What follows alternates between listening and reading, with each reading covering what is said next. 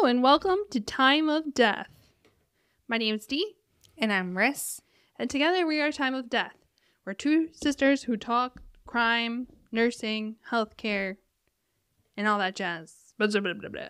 Oh my god, you did the intro today. I did. I totally massacred it, so go right ahead. That's okay. I'm just following on what Dee said. We are two nurses that love to talk true crime, and we like to talk about cases that have a heavy medical influence to them or cases that feature a medical professional as the perpetrator or the victim. So, Dee, without further ado, we're ready for you. Thank you. Thank you so much. So today we have a heart-wrenching case. Just a quick disclaimer. This is a new case. This occurred August 9th, so it's very new, and all of the info that we are going to present today is based on our personal opinions and research that we've done. It happened earlier this month, so I just want to let everyone know contains a lot of sensitive graphic material. So again, just warning everyone that this is quite a doozy. What kind of trigger? It involves sexual assault and murder. So, just hours before her tragic death, 31-year-old doctor's last words to her mom were reminding her to remember her father's medications instead of worrying about her. The next day, the doctor's mother was frantically trying to call her. However, she couldn't reach her. The phone just kept ringing with no answer. That same morning, the doctor's partially clothed body had been discovered in the hall of her hospital with severe injuries. Wait, where was this? This is in India. I've heard this case. You did? Mm-hmm. It's heart-wrenching.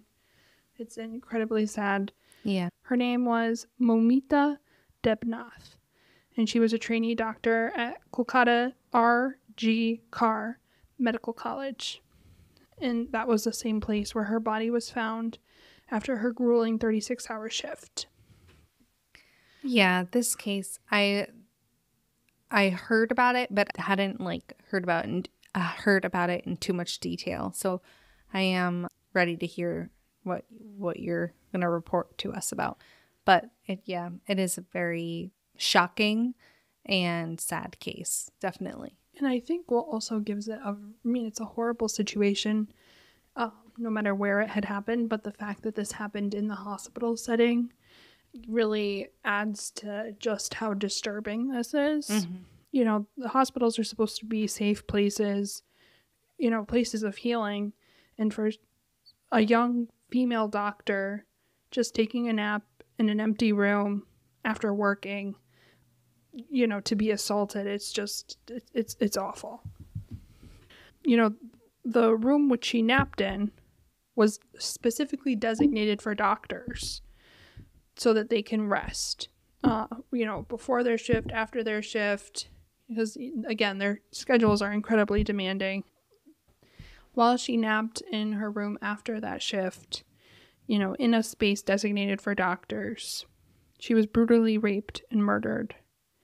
And this is especially heinous. Also, again, touching on the fact that this is a hospital. It's supposed to be synonymous with health, wellness, healing. Clearly, it was not that day. Also, she functions in a role to treat and protect her patients, and now she's the one. It's just sadly ironic that she went through this, with that being her role. Exactly. She brought so much goodness into this world, and we will definitely touch on that. But her death at Kolkata Medical College on August 9th, 2024, sparked widespread outrage across not only India, but the world. I think it really does speak volumes that, we both encountered this case all the way in America, so it really is worldwide. Being a global issue, violence against women is a significant issue in India as well, with more than 90 rapes reported daily on average. Goodness. Yep. And that number is from 2022. This case is similar to a case that happened in 2012 involving a 22-year-old physiotherapy intern who was gang raped on a moving bus in Delhi. I've heard of that one too. That was gruesome. That, again, awful. That resulted in a fatality as well. That person was assaulted with an iron rod so viciously that her intestines were damaged beyond repair. Oh. This is a young woman, 22-year-old, again, in the medical community. And Ris, I think you mentioned it so well when you said these are people, this young woman, Moumita was a doctor. Mm-hmm. This 22-year-old intern, I don't have her name, they were in the business of healing. Mm-hmm. And for them to be subjected to this is especially heinous. Again, the case in 2012 was horrific, and that also captured global attention and sparked widespread protests, which ultimately led to stricter laws against sexual violence in India. Despite the legal reform that happened as a result of this case, reported cases of sexual assault have continued to rise since 2012, and women still face substantial barriers to accessing justice. So, going back to our girl Moumita, on the night of August 8th of this year, Moumita had dinner with her colleagues and went to the hospital's seminar hall after working her 36-hour shift. At about 9:30 the following morning, her body was discovered semi-nude, with her eyes, mouth, and genitals all bleeding. She was declared dead. College authorities initially told her family that she had committed suicide. So you're bleeding from your eyes, mouth, genitals, half clothed, and they really had the audacity to say, oh yeah, she committed suicide. That's just, not only is that heartbreaking, but also it's insulting to be told that. You know what I mean? Absolutely. And it's like, what do you think I am, dumb? Like, you really think I'm going to believe you that this happened to my daughter when it's clearly, nefarious circumstances that led to her death? Absolutely nefarious. And, this also led to a lot of speculation that there were some unsavory things going on within the people investigating, but we'll get more into that. The family opted for an autopsy, which was conducted the next day, and it concluded that she had died of unnatural causes. Shocking. The autopsy also revealed that Moumita had been raped and sexually assaulted before being killed via strangulation. The report noted deep wounds to her vagina, lips, left leg, right hand, ring finger, neck, and face. The report revealed that the scratch marks on her face were likely caused by the culprit's fingernails. According to the report, pressure was applied to her mouth and throat, and she was strangled, resulting in a fracture of the thyroid cartilage. So this was a vicious, cruel, violent crime. Yeah.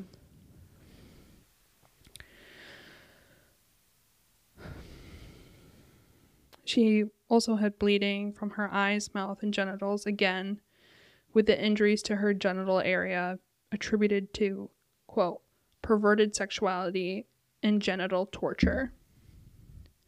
The exact cause of injuries to her eyes remains undetermined. It was reported that the autopsy also revealed that around 150 milligrams of semen were found in her vagina.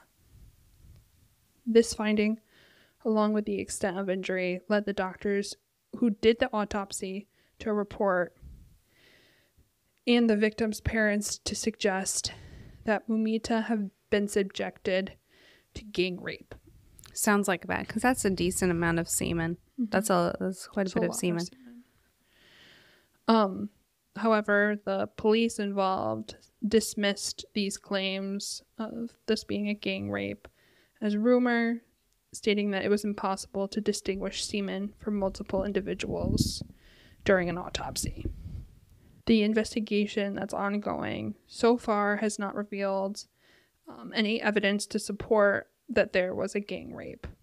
They went on to clarify that in the report's data, it states that 151 grams, not milligrams, is related to the total weight of the genitalia sample collected from the body, not exclusively semen, which I don't buy. What does that mean? So all of the fluids in her vagina that were collected from the swabs was 151 grams, not milligrams.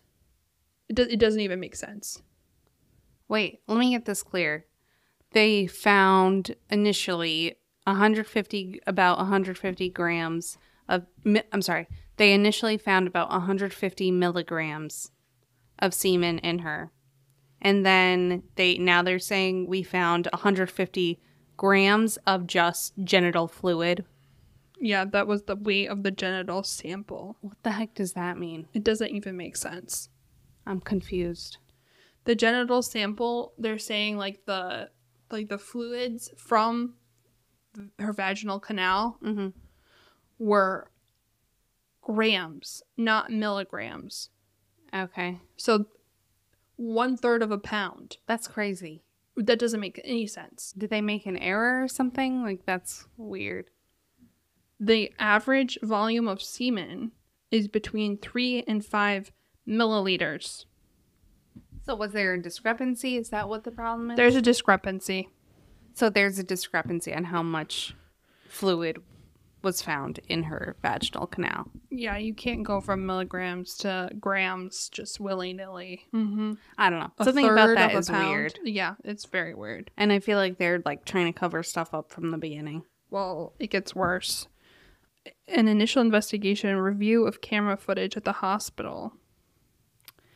The police apprehended Sanja Roy, who was a volunteer at the hospital, who went on to confess to the crime. He was arrested while he was intoxicated outside of the hospital. He had been drinking with family members of a patient that same morning. And he was apprehended into police custody on August 23rd. One of the issues that the family has right now is the fact that they believe strongly that this was a gang rape and more than one person is involved. At this point, Sanja Roy is the only person who's been arrested in connection with this crime. In the Kolkata case, Chief Justice Chandrachud highlighted several failures that has happened, including the college's response to the rape and murder. It's a real question why hospital administrators and the police did not adhere to proper protocol in reporting the crime after the victim's body was discovered with clear signs of rape and severe injuries. They went on again to tell this family it was a suicide without any substantial evidence supporting that, and substantial evidence supporting the contrary. There are serious concerns whether or not this is a cover-up, as well as them mishandling the investigation. Several senior officials from the college and hospital have been suspended for their negligence in the case. So, again, this case involving Moumita has elicited a very strong, intense reaction throughout all of India. There has been mass protests, nationwide doctor strike, and the Supreme Court intervening again shows just how severe this case was, as well as the fact that there is a demand. There are cries for change throughout India on how these crimes are addressed. Despite this being a small part of a much broader pattern of sexual violence, this particular incident has again captured nationwide, worldwide attention due to it being shocking, the victim being a doctor, and again underscores the urgent need for reform in safety protocols, as well as the justice system in India. I want to share what her parents said about her, about Moumita, who was their only child. They recall her as a passionate and hardworking student who rose from very modest beginnings because of her relentless dedication. Her dad, who was a tailor, reminisces that they really struggled financially with her growing up, and there were times where they couldn't afford to buy enough food, including her favorite fruit, which were pomegranates.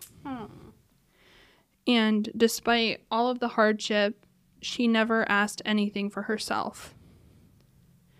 He also shared on how she took meticulous care of him, specifically managing his high blood pressure, which she was so dedicated. I don't know if you recall, but the first thing that her mother mentioned in the phone conversation that they had was that Moumita reminded her, please make sure Dad takes his medication. Her father recalled a night where he ran out of his meds and was just going to buy it the next day. But she's like, oh no, we're not eating until you get your medications. And again, this really shows her deep concern and love for her family. She was dedicated to her profession. She was selfless. She was kind. And she loved her parents. Hospitals are meant to be safe havens where patients are cared for and medical professionals are able to do their jobs in secure environments, safe as well. Healthcare workers are symbols of trust and healing. When a tragedy like this happens within the walls of a freaking hospital, it undermines what we expect from these institutions. Mm-hmm. This horrifying incident not only shows the real vulnerability of hospitals not protecting their healthcare workers and actively working to conceal and cover up crimes that happen within the institution. Yeah, that's just all backwards. It really is. This is your employee. This is a doctor. This is someone who is dedicated her lives to helping other people. And you're going to say, oh yeah, she committed suicide to her parents. And I'm sure that broke their heart. Yeah. Because it's one thing for someone to commit suicide and then be told, oh no, this was not true. She was actually raped and viciously murdered. How long after she died was her body, till her body was found? So she died early that morning, and her body was found at 9:30. 9:30 a.m. Mm-hmm. Okay. And it's just like, wow, how freaking this volunteer, something is up. He was drinking with patient family member, and he was found drunk. It's just like, wow. Yeah, that is bizarre. Genital torture, mutilation. This poor girl was bruised beyond recognition. It's like, wow. And there's more to the story. Absolutely. This 151 milligrams versus grams, something is up. That's just weird. It's very weird. And I tried to do the math. Not my strong suit. But a average sperm sample is, I think, 50 mLs. So if someone can do the math for us, be much obliged. The average sperm sample is 3 to 5 mLs. It's just weird because milligrams like a weight measurement, and for a fluid sample, it'd be measured in milliliters. You know what I mean? For volume of a liquid, it'd be milliliters. So I don't know how they. Listen, I got you. So, let's say that this was on the higher end. So 5 mLs is going to be 0.011 pounds. Okay.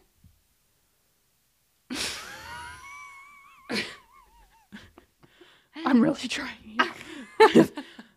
And we said that is almost a third of a pound.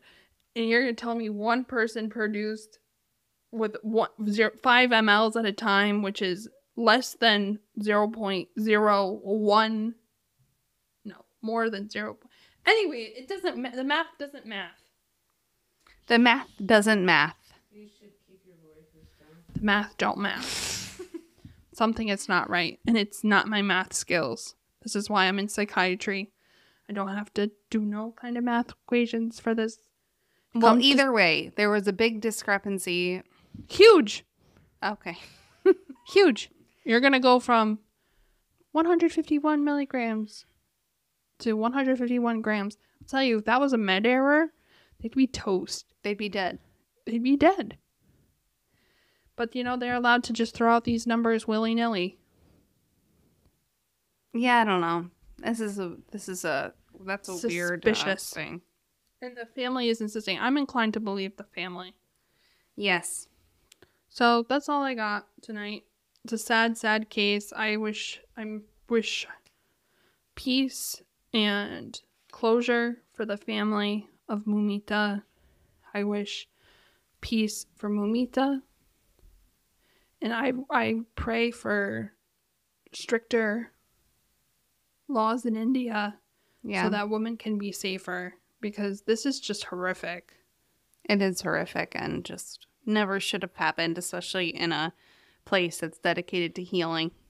Absolutely. And then actively trying to conceal. Yeah. Like, that makes me sick.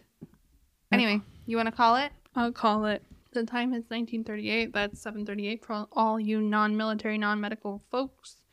Thanks for tuning in. Thanks for tuning in. We'll see you next week. See you next week. Bye. Bye. You're going to have to make me sound smart.